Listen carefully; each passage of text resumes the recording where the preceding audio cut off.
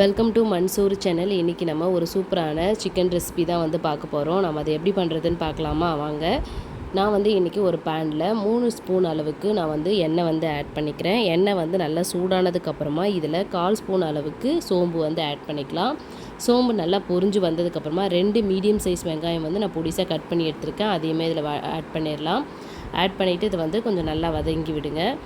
நல்லா வந்து கண்ணாடி அளவுக்கு வதங்கினா போதும். வதங்கினதுக்கப்புறமா வந்து நான் இதில் ஒரு 1/2 ஸ்பூன் அளவுக்கு இஞ்சி பூண்டு பேஸ்ட் வந்து ஆட் பண்ணிக்கிறேன். ஆட் பண்ணிவிட்டு இதோட பச்சை வாசனை போகிற வரைக்கும் இதையும் நம்ம நல்லா வதக்கி விட்டுறலாம். ரொம்ப கருகிடக்கூடாது, மீடியம் ஃப்ளேம்லேயே வச்சு வதக்கிட்டு இதில் ஒரு பெரிய சைஸ் தக்காளி வந்து பொடிசாக கட் பண்ணியிருக்கேன். அதையும் வந்து நம்ம ஆட் பண்ணிக்கலாம். ஆட் பண்ணிவிட்டு இதையும் வந்து நல்லா வதக்கி விடுங்க.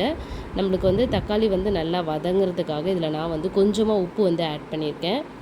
ஆட் பண்ணிவிட்டு அதுக்கப்புறம் வதக்கும் போது தக்காளி வந்து நல்லா குழஞ்சி வரும். ஸோ அதுக்காக தான் வந்து உப்பு வந்து ஆட் பண்ணி வதக்கணும். நல்லா வந்து இது மாதிரி குழஞ்சி வர வரைக்கும் வதக்கினதுக்கப்புறமா இதில் மஞ்சத்தூள் வந்து நான் வந்து 1/4 ஸ்பூன் அளவுக்கும், மிளகாத்தூள் வந்து உங்களுடைய காரத்துக்கு தகுந்த மாதிரி நீங்கள் வந்து ஆட் பண்ணிக்கலாம்.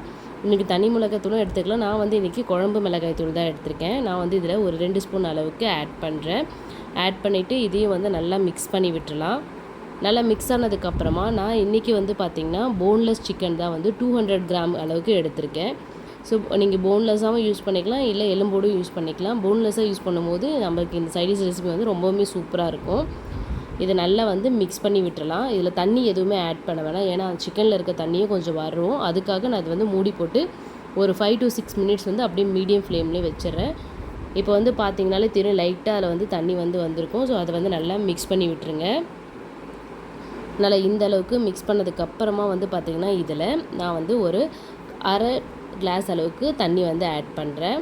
ஏன்னா அந்த ஆல்ரெடி சிக்கன்லேருந்து தண்ணி நல்லா ட்ரை ஆனதுக்கப்புறம் தான் வந்து நான் தண்ணி ஆட் பண்ணுறேன். ஆட் பண்ணிவிட்டு ஆல்ரெடி நான் வந்து கடலைப்பருப்பு வந்து வேக வச்சு எடுத்து வச்சுருந்தேன் 1 கப்.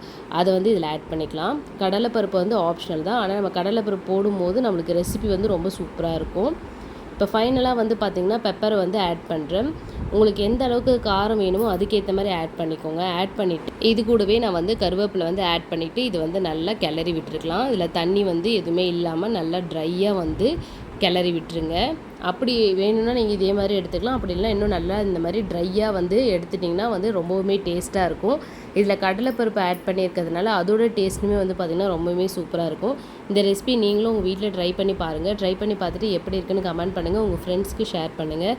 தேங்க்யூ.